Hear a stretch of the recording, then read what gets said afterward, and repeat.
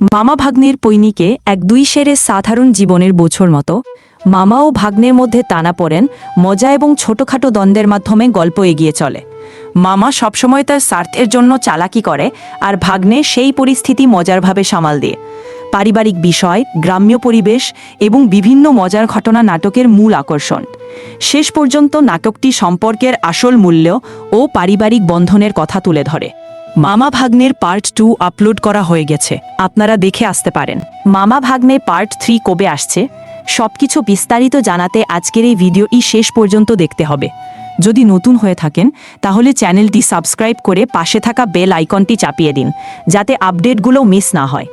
প্রিয় দর্শক, আপনাদের সাথে থাকার জন্য ধন্যবাদ। মামা ভাগ্নে পার্ট 3 কবে আসছে সবকিছু বিস্তারিত জানাতে আজকের এই ভিডিওটি শেষ পর্যন্ত দেখতে হবে।